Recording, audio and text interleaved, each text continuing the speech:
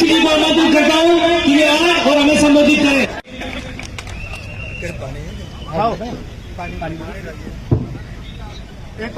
खरगोन की जनता को मेरा नमस्कार, सलाम। आज हम भारतीय राष्ट्रीय कांग्रेस के विधायकों का नामांकन पत्र दाखिल करने के लिए सभा में उपस्थित है। मेरे तमाम मंच पर उपस्थित सभी मान्यवर और इस सभा में आए मेरे बुजुर्ग दोस्त, माताओं, बहनों, मैं आपको बताना चाहता हूं कि हम एक ऐतिहासिक वैभव से संपन्न पार्टी के कार्यकर्ता हैं। उस ऐतिहासिक वैभव संपन्न से पार्टी जिसके स्वतंत्र सेनानियों ने एक भारत का, लोकतांत्रिक भारत देश का सपना देखा। आज उस लोकतंत्र भारत की नींव को कमजोर करने की कोशिश कुछ ताकतें कर रही है। ये हमें ध्यान में रखकर मजबूती से उनका मुकाबला करना है।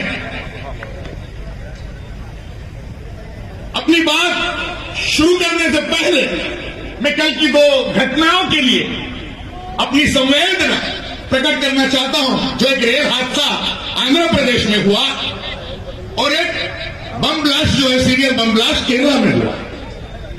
मृतकों के परिवारजनों के साथ इस दुख में कांग्रेस का पूरा साथी, आप जितने तमाम लोग उपस्थित हैं, हम उन्हें श्रद्धांजलि अर्पित करते हैं और हमारी भावना उनके परिवारजनों के साथ है। मेरे साथियों, बहुत अच्छी बात हमारे पूर्व विधायक परशुराम जी कर रहे थे। उन्होंने किसानों की बहुत अहम बातें, अहम जानकारियां आपको दी, क्योंकि हमारा जो देश है ये कृषि प्रधान देश है। मगर अफसोस जो मुद्दे उन्होंने रखे, बहुत बड़ा आंदोलन इस भारत देश में एमएसपी को लेकर चलाया गया, वो 3 काले कानूनों के खिलाफ चलाया गया। उसमें 700 से ज्यादा अधिक किसान मारे गए, या यूं कहिए कि शहीद हो गए। मगर अफसोस कि हमारे देश का मुखिया, हमारे प्रधानमंत्री जो सबके मुखिया है, उनके मुख से ये बातें मुझे अच्छी नहीं लगी। उन्हीं के लोग, गवर्नर सत्यपाल मलिक ने जो घिनौना चेहरा सरकार का समस्त भारतीयों के सामने उजागर किया है, वो बेहद शर्मनाक है मेरे दोस्तों। प्रधानमंत्री जी कहते हैं, क्या वो किसान मेरे लिए मरे हैं क्या? कितनी शर्म की बात है। जवानों के प्रति भी उन्होंने उजागर किया। तो मैं पूछना चाहता हूं कि आप इस देश के प्रधानमंत्री हो, आप किन लोगों के लिए काम कर रहे हो? ये भाजपा की सरकार किन लोगों के लिए काम कर रही है? ना तो ये किसानों के हित की सोचते हैं, ना ये जवानों के हित की सोचते हैं, ना ये मजदूरों के हित की सोचते हैं, ना ये ओबीसी वर्ग के हित की सोचते हैं, ना स्वर्णों के हित की सोचते हैं, किसी की नहीं। जो हमें दिखाई दे रहा है कि चुनिंदा उद्योगपति के लिए सरकार काम कर रही है। हम दो, हमारे दो, और ये सारी जनता जो है देश की जान चुकी है। हमारे प्रभारी संजीव सुरजेवाला ने हमें विशेष महाराष्ट्र से यहां बुलाया। मैं आपको इसलिए बता रहा हूं क्योंकि महाराष्ट्र से इस खरगोन की सरजमीन का बड़ा गहरा रिश्ता है और ये झुलाया नहीं जा सकता।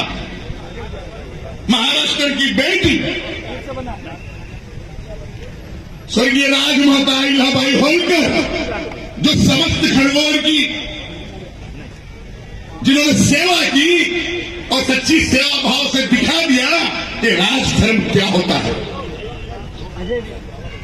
मगर अफसोस, कुछ दिन पहले भाजपा के एक कार्यक्रम में अहिल्याबाई होलकर जी की और सावित्रीबाई जी की मूर्तियों को विशेषकर उस महाराष्ट्र सदन से हटाया गया, तो किस तरह की भावना महिलाओं के प्रति भाजपा रखती है, यह हमें समझने की जरूरत है। भाजपा तो ये कहकर आई थी कि बेटी पढ़ाओ बेटी बचाओ, मगर अपनी नाकामी को छुपाने के लिए अब एक ही काम उनके पास रह गया है, आग लगाओ।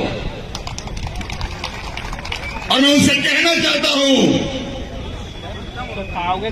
कि ये आग जो लगाई है इसको बुझाओ तुम, नफरत की राजनीति से अब पास आओ तुम। नारे दिए है तुम्हें जो है खोखले सभी, इज्जत है सारे देश की, बेटी बचाओ तुम।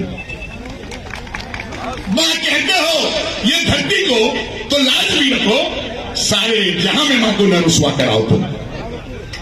आज सारे जहां में भाजपा एक तरफ तो विश्व गुरु बनने का सपना देखती है और एक तरफ देश के भीतर लोगों को, इस भारत की जनता को हर सूबे में कमजोर करने का काम कर रही है। हाल ही में बिहार का सेंसस आया, 85% से भी ज्यादा लोग बिलो पॉवर्टी लाइन के नीचे है। किसी और हमारा देश जा रहा है, उस पर भी बड़ा भावनिक आह्वान करते हुए अपनी करतूत को छुपाने के लिए कहते हैं कि लोगों को गरीब मत कहो। अब गरीब को गरीब नहीं कहेंगे तो क्या कहेंगे? तो कहते हैं निर्धन कहो। तो ये ऐसे अपना घिनौना चेहरा छुपाते हैं। मैं मध्य प्रदेश की बात करूंगा, क्योंकि 2 दशक से भाजपा की सरकार जिस प्रकार भ्रष्टाचार में डूबी है, अहंकार में डूबी है, वो आपसे बेहतर कोई नहीं जानता। पिछले 18 सालों से ये मामा किस तरह सबको मामा बना रहा है, वो आपसे बेहतर कोई नहीं जानता। पिछले विधानसभा चुनाव में मध्य प्रदेश की जनता ने इन्हें उखाड़ के फेंक दिया था।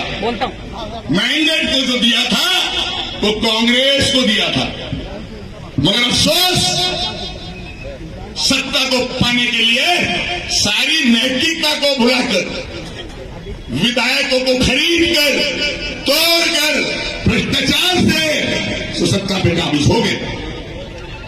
एक तरफ उस दौर में याद कीजिए, कोरोना जैसी भयंकर बीमारी से ये देश ग्रस्त होने जा रहा था, और वहां अपनी जिम्मेदारी को भूलकर ये विधायकों की खरीद फरोख्त न कर रहे। और ऐसा नहीं कि केवल मध्य प्रदेश में इन्होंने किया, हर जगह इन्होंने यही किया।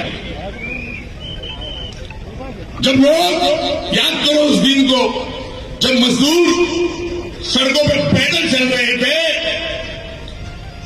और अफरा तफरी का आलम था, तो प्रधानमंत्री जी ने क्या कहा था? जब लाशें गंगा में तैर रही थी, उस वक्त अपनी जिम्मेदारी से हाथ खड़े करते हुए भाजपा के प्रधानमंत्री ने कहा, आत्मनिर्भर रहो। इसका मतलब समझते हो? यानी कि अपना अपना देखो, सरकार की कोई जिम्मेदारी नहीं। क्योंकि ये जिम्मेदारी तो केवल, जैसे मैंने बताया ना कि हम दो, हमारे दो, ये उन्हीं की जिम्मेदारी है।